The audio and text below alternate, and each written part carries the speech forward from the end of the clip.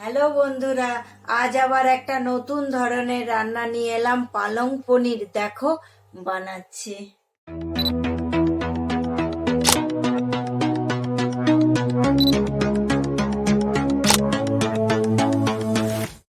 পালং পনির বানাতে আমি এক আঁটি পালং শাক কেটে ধুয়ে জল ঝরিয়ে নিয়েছি। এই একটা টমেটো আলাদা বেটে নেব, আর এই 6-8টা রসুন কোয়া আলাদা বেটে নেব। পালং পনিরটা তৈরি করতে দেখো আমি একটু গরম জল নিয়েছি। গরম জলে এই 100 গ্রামের মতো পনির নিয়েছি। গরম জলটার মধ্যে পনিরটা দিয়ে দিচ্ছি। 2-1 মিনিট রাখার পর পনিরটা আমি জল ঝরিয়ে নেব। প্রথম আমি শুকনো কড়াইয়ে দেখো আমি 5 ফোড়ন দিচ্ছি।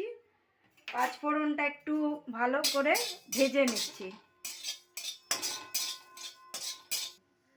দেখো আমার এটা ভাজা হয়ে গেছে। এবার আমি একটু পরিমাণ মতো তেল দিলাম। বেশি তেল লাগে না, অল্প তেলেই হয়ে যাবে। দেখো অল্প একটু তেল দিলাম।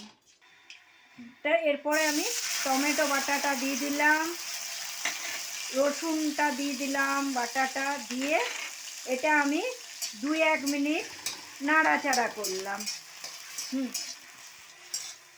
দেখো এমনি 2-1 মিনিট একটু এরকম করে ভাজতে হবে।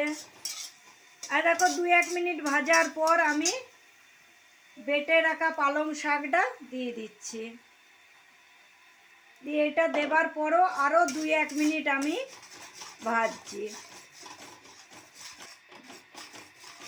সামান্য একটু হলুদ দিলাম, 1 চামচের মতো ধনে জিরে গুঁড়ো, 1 চামচের মতো লঙ্কা গুঁড়ো দিলাম। আপনারা পারলে কাঁচা লঙ্কা বাটাও দিতে পারেন। দিয়ে আবার এটা একটু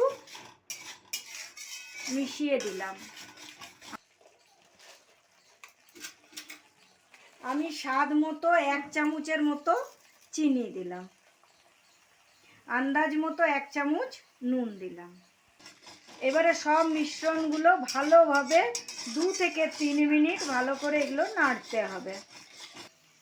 এইরকম কষানোর পর এবার আমি ওই গরম জলে ভিজিয়ে রাখা পনিরটা দিয়ে দিচ্ছি। দিয়ে এটা ভালো করে নাড়তে হচ্ছে। একটু নাড়ার পর আমি অল্প একটু জল দিলাম। জল দিয়ে 2-1 মিনিট এটা এমনি করে আমি রেখে দিলাম, ফুটতে দিলাম। দেখো পনিরটা এমনি শুকিয়ে শুকিয়ে এসেছে, একটু মাখো মাখো হবে। দিয়ে এরপরে আমি গরম মশলা দিলাম, 1/2 চামচের মতো গরম মশলা দিলাম। গ্যাস বন্ধ করে এই সামান্য একটু আমি ঘি দিলাম। তৈরি আমাদের পালং পনির। তোমাদের যদি আমাদের রান্নাগুলো ভালো লাগে তাহলে একটা লাইক, কমেন্ট আর আমার চ্যানেলটাকে সাবস্ক্রাইব করবে। তাহলে দেখা হচ্ছে আবার একটা নতুন ভিডিওয়। বাই।